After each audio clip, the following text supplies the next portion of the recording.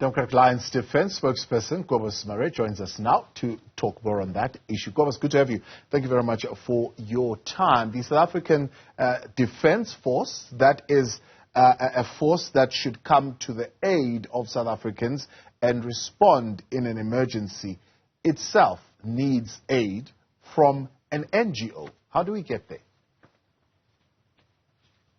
Yeah, it's a very sad state of affairs that we have arrived at. The Constitution is very clear that the South African National Defence Force must protect the integrity of South Africa and secure the safety of its people. Now, the Defence Force is deployed for border security, even across our borders, but then within our borders, it must act to assist in containing and preserving that integrity and the safety of our people.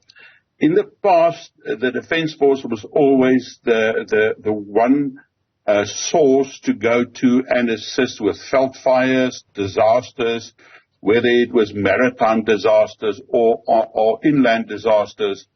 Nowadays, with the deterioration of our prime mission equipment and the availability of that and the serviceability of that, we are in a very, very sad state of affairs.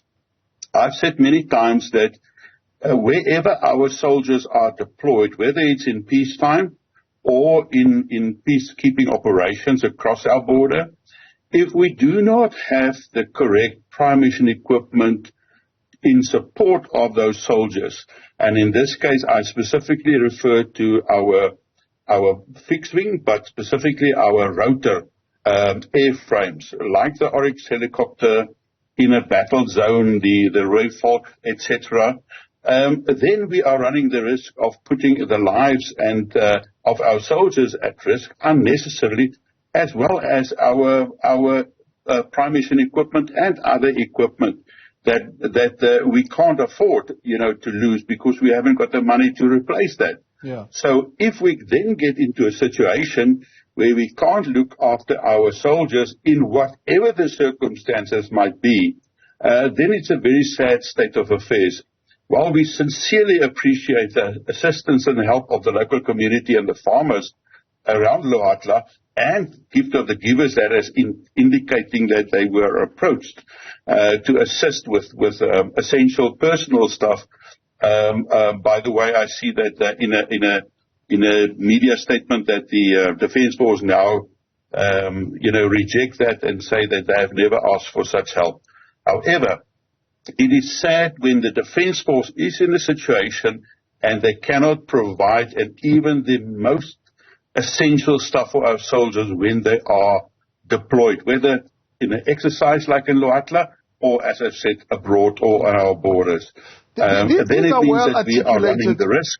These are well-articulated vulnerabilities. I mean, you have repeatedly, as you put it, raised these issues about the deteriorating state of our defense readiness. So should we draw one conclusion here, a lack of political will in terms of intervention? Well, one must remember that to bring that intervention, you need a plan of serious intervention, and that means that you have to reprioritize and reposition the Defence Force. In my opinion, a smaller Defence Force, but a more responsive and more aggressive Defence Force, relying on modern technology and updated equipment.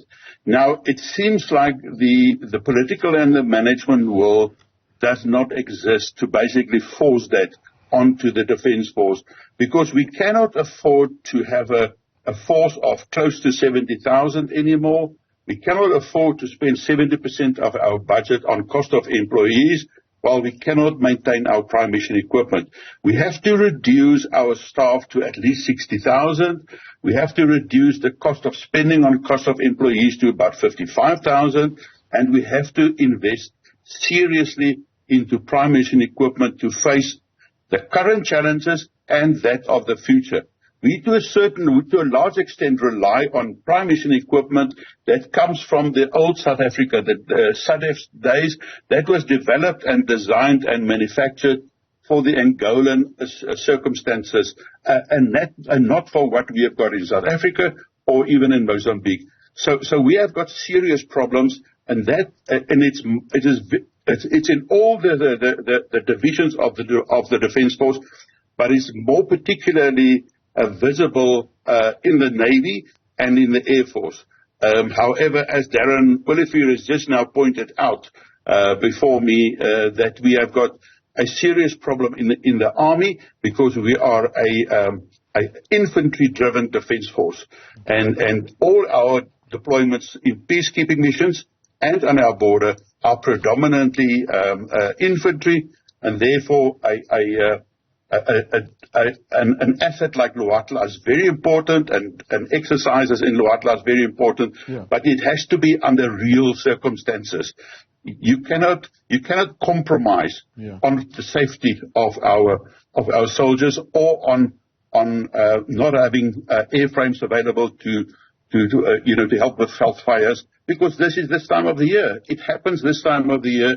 There should have been preventative measures. There should have been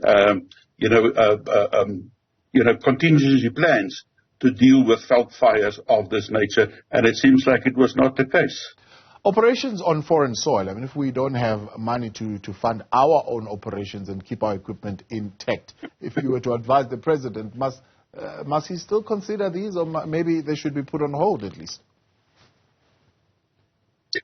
In my opinion, it is, if we want to have peace in South Africa, we cannot ignore what is going on in our neighboring countries, especially like Mozambique. In other words, if we don't help to contain it there, it might spill over into South Africa, and it might become a much bigger problem. At the moment, it's supposed to be a SADC peacekeeping force, and it's supposed to be funded by SADC or other European sources. In the case of the DRC, I think we must seriously reconsider our involvement. We know that the United Nations is busy withdrawing from the DRC, and that means that the funding coming from the United Nations will also dry up. If it's then been funded by the SADC, then obviously we, as the biggest contributing force to SADC, will have to carry that burden, and we cannot afford that. We first have to look at our own home, our own circumstances, and make sure that we have a well-equipped defence force that can meet all the challenges currently and of the future. And then, provided that we have got the funds, then we can obviously look towards places like the DRC. But the DRC must be in a position to look after themselves. And hopefully in Mozambique it will be the same, because there are also talks that SADC might withdraw there as a summon force.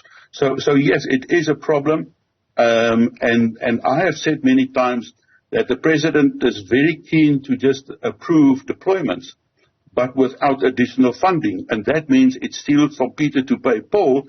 And in a defence force, you're already limited in terms of your budget availability.